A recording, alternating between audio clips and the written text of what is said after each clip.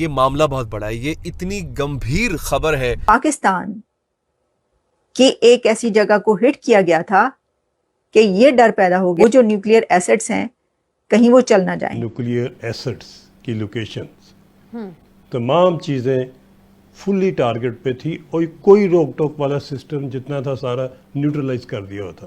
भारत ने पाकिस्तान के nuclear facilities पे अटैक किया और डैमेज भी किया है। मुझे पता चला कि मेरे मुल्क के हालात खराब कर दिए इस खबर ने। और ये रही न्यूज कि पाकिस्तान के अंदर जो न्यूक्लियर फैसिलिटी है उसके ऊपर हमने हिट किया है। और अभी जस्ट यूनाइटेड स्टेट्स की प्लेन भी लैंड हुई है इस्लामाबाद में, जो माना जाता है उसमें यूएस के डिपार्टमेंट ऑफ एनर्जी जो न्यूक्लियर सेफ्टी मॉनिटर करते हैं उनके लोग आए हुए हैं पाकिस्तान के अंदर।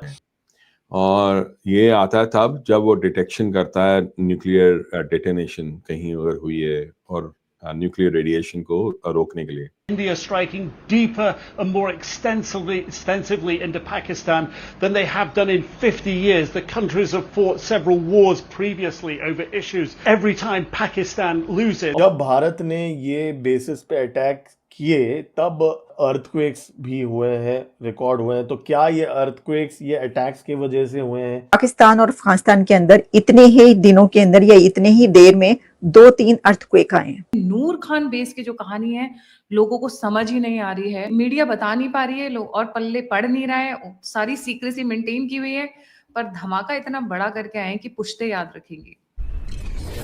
नमस्ते दोस्तों, जय हिंद। हिंदुस्तान स्पेशल में आपका स्वागत है दोस्तों।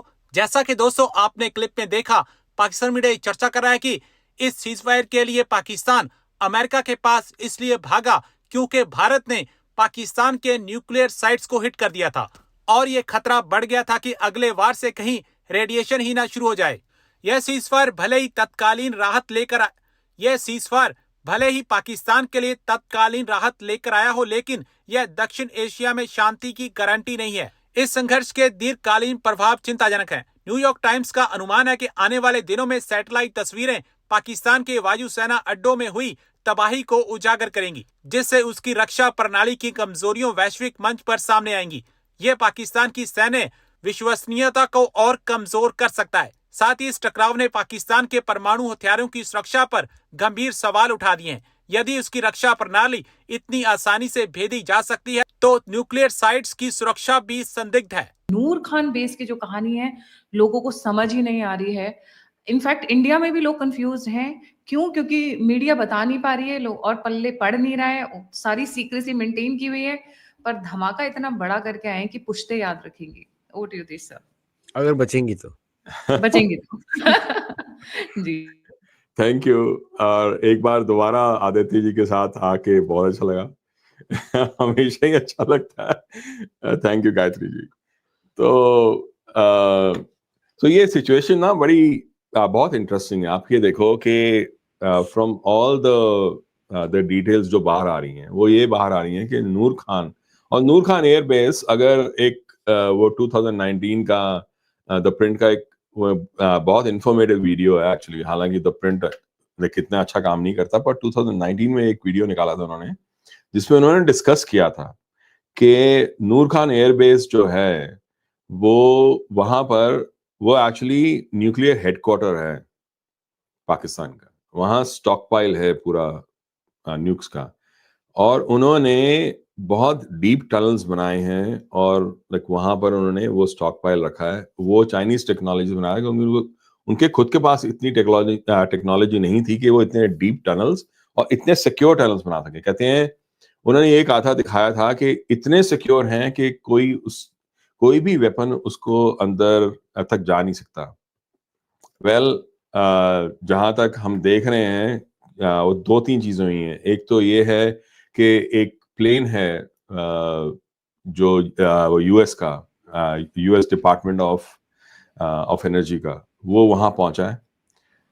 और वो जो प्लेन है वो एक बड़ा स्पेसिफिक सा प्लेन है। उसका जो नंबर जो है जो उसका वो है N11SZ, वो डिपार्टमेंट ऑफ एनर्जी का है। उसका कोड जो है A03192 है।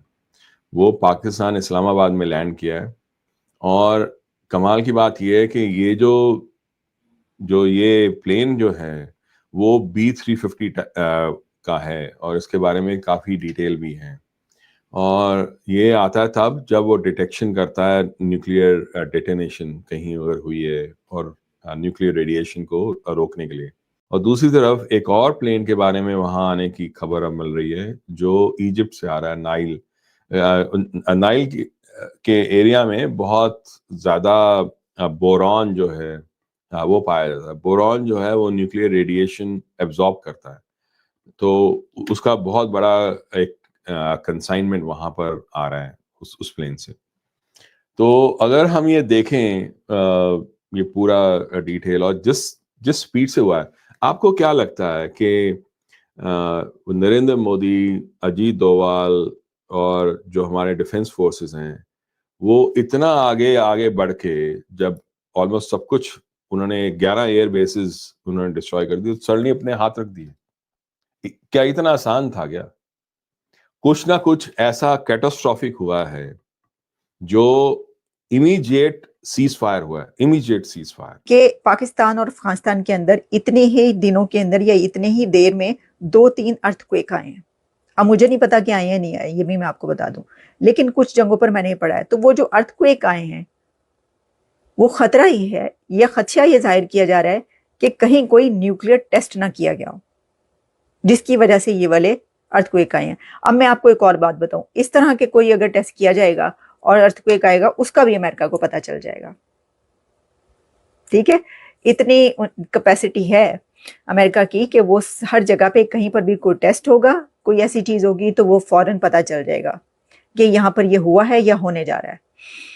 तो ये वाली सीरियस सारी चीजें जो हैं ये अब न्यूयॉर्क टाइम्स की इस रिपोर्ट में पब्लिश हुई हैं कि ये जो सीज फायर हुआ है अमेरिका के बीच में पड़ने से, इसके बीच में और पाकिस्तान के न्यूक्लियर के बीच में क्या लिंक है।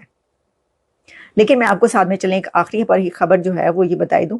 वैसे तो खैर हमने सारी इसके ऊपर बात कर ही ली कि अभी जो मीटिंग हुई है इंडिया में, उनकी हाई लेवल मीटिंग ब्रीफिंग, और उसमें उनके प्राइम मिनिस्टर नरेंद्र मोदी और उनके जितने भी हैं अथॉरिटी, उसके जब मीटिंग खत्म हुई है तो उनका मीडिया ये कह रहा है कि उसके अंदर उन्होंने कहा है कि जी गोली का जवाब जो गोले से देंगे और अभी जो उनका ऑपरेशन सिंदूर है वो खत्म नहीं हुआ, is not over yet.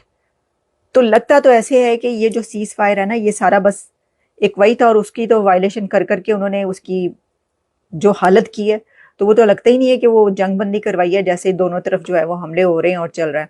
Let's see कि अब क्या होता है, लेकिन हम तो विश ही कर सकते हैं कि जंग में हर कोई लूजर होता है, कोई भी विनर नहीं होता, इस बात का ध्यान रखें। तो चलते हैं, आपसे इजाजत लेते हैं, दोबारा मुलाकात होती है। एक और कोई अगर ऐसी इंटरेस्टिंग स्टोरी या कोई हमें रिपोर्ट मिली तो न्यूयॉर्क टाइम्स की रिपोर्ट की तरह, तो हम वो भी आपके सामने लेकर आएंगे।